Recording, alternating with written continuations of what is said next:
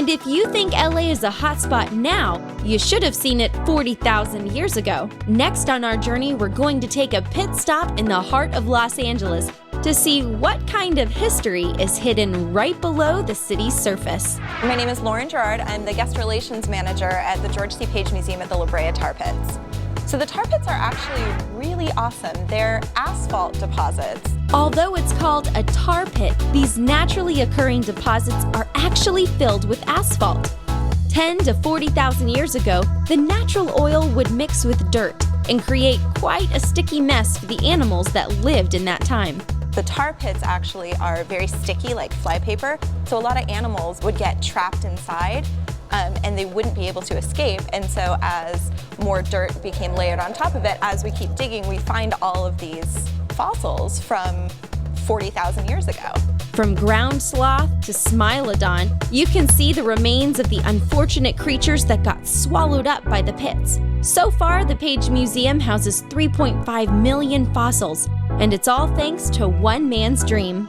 Back in the 70s, George C. Page, who is an amazing Los Angeles entrepreneur, decided that it would be so great to have what we refer to as a site-specific museum here. So it's on the actual site where the fossils were found. We're actually standing right where fossils were found right now. It's all real bone, and it's all stuff that was found right here. So he decided that this was definitely a worthwhile investment. So with a lot of partnering with Los Angeles County, he made it happen back in 1977. Excavations happen every day at the tar pits, so there is always work to be done. If you've ever wanted to see paleontology in action, just take a dive into the fishbowl. The Fishbowl Lab is really great because it actually is a window into the paleontologist's world. So you can actually watch them as they're cleaning the fossils, and a lot of what they're currently digging up, they bring right back to this lab.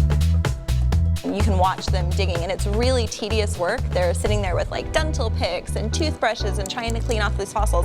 But it's amazing because once they do all that, that's when you really see the bones and the fossils really come to life.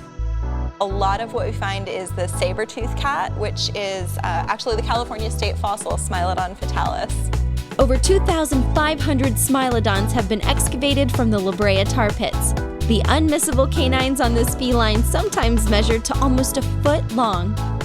I think the main attraction is, first of all, that we have so many of these large, what they call megafauna, these really big animals from the late Pleistocene era, and it's not something that was trucked in from thousands of miles away. Everything you see was actually found right here. You can walk out into the park and actually see a bunch of people digging in the dirt, uncovering more and more fossils.